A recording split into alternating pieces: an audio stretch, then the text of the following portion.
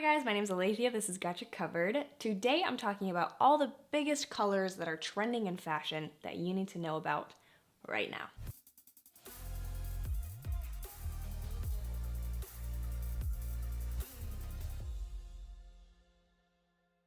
Couple things to keep in mind with these color trends. I mostly picked out ones that were trending specifically for spring summer 2020. What I've noticed with color trends is typically there will be like a base 15 colors that'll just be spread throughout the whole year and bleeding into some of the next year as well, that next spring summer season. Some of these aren't going to be as popular during the fall and winter season, but they're still going to be fashionable colors. So if you find something in one of these colors that's a little bit more cold weather friendly, go ahead and just buy it and you'll still be able to wear it during the winter and fall. Next thing to keep in mind is that none of these are specific to just clothing. I found a whole bunch of modest options in these colors for you so you can shop what I've already done for you if you choose. But if you're not really feeling one of these colors for a dress, that is okay. You can integrate this in your wardrobe with something simple like your nails or your shoes or a purse, maybe dye your hair. It doesn't matter. It doesn't matter. We're very welcoming in this house. I just didn't do shopping for accessories, so sorry about that. First color you need to watch out for is Flame Scarlet, and I'm talking bright scarlet. This is one of the biggest colors that I've seen trending this year. Red doesn't necessarily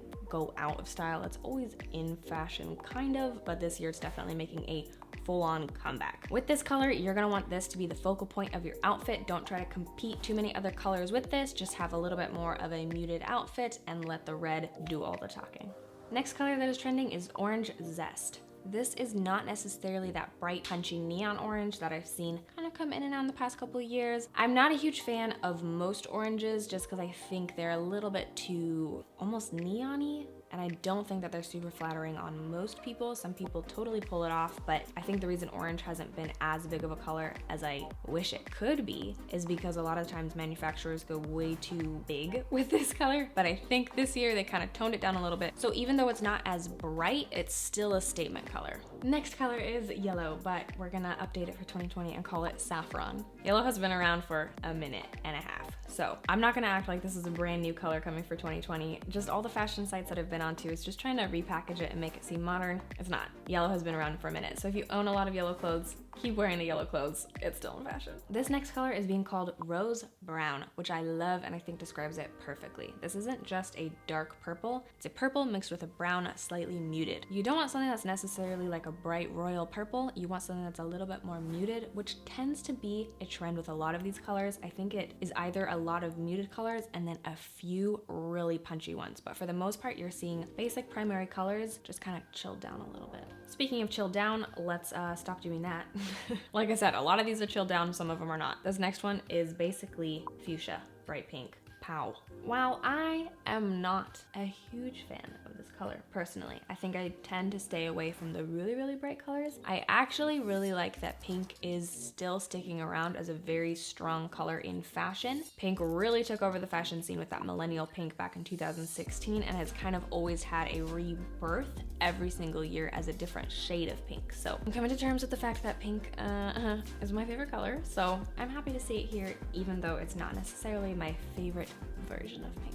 All right, if that was a bit much, like it was for me, let's tone it down again. Lavender. I love lavender. First of all, one of my little sister's name is Lavender and I love her dearly. And lavender as a color, I just think is so calming. I was always told growing up that that was like an old lady color, like old ladies wear lavender. But I really don't understand why people branded that as an old lady color. I think it's very fresh and young and vibrant while not being too loud. Lavender to me is like the 2020 version of that millennial pink. You can just add this color to any of your outfits and look instantly modern and put together. Next color is soft coral. Coral is back in 2020, but instead of being too punchy, again, we're just seeing that common theme of it just being slightly more muted back. This is a great color to complement one of those other brighter colors. It doesn't take over the outfit and allows you to play around with other colors. I've seen this as more of the punchy coral that we all know and love as well, but you'll also see that complemented with the more muted down versions. So it kind of just depends on your personal taste. You can go either way, bright, soft. It's yellow again, except for, again, repackaged for 2020. This color is being called Sunlight. Reminds me of summer, like a lemon meringue pie. This is the pastel version of that saffron color I showed you earlier. Very airy, soft, whimsical, kind of sneaks up on you. Isn't necessarily one of those yellows that you're like, ooh, you're wearing a lot of yellow. I like this color, but again, I'm very drawn to the pastel soft colors, not necessarily the super bright ones. That's just my personal taste. But I'm glad that this year kind of lets people play around and it isn't necessarily shoving everyone into the same box, but instead lets everyone have a different version of a color that they can just choose whatever they feel more flattered in. As usual, whenever I'm talking about something in a video, I like to be wearing something that I'm talking about at some point in the video. So that is this color, Pistachio Green. Every year, I probably have one color that I'm like kind of obsessed with and I buy way too much of it. And then I realized that like my whole wardrobe is just that one color. That would be this color this year. I love it. I think this one is so cool because this could be winter or summer. Even though you'd look at it and think, oh, that's a spring color, not necessarily, because I think it's got enough depth to it where it could be kind of reminiscent of a cloudy winter day while also being a more warm weather friendly color. So love that this color is around and I can't wait to see what designers come out with once it gets a little bit cooler. If you're not a huge fan of the more pastel-y versions of colors, no worries, this one has a counterpart, Storm. Okay, it's not necessarily an exact counterpart of this color, but I still think it's within the overall mood. It's still that very calming green. This is just a darker, slightly more jewel tone version of it. Again, this color could easily be a summer color or a fall winter color. All right, this next color is a Aqua Green. Not necessarily aquamarine or turquoise, it's kind of in between that. It's a little bit more summery to me. I don't necessarily see this one translating as well in winter, but I'm not saying that too confidently because I still think that could be really pretty as a pair of boots or a hat or some sort of accessory. I just don't necessarily see this being a dress in the winter. These last few colors is what I'm calling my core four.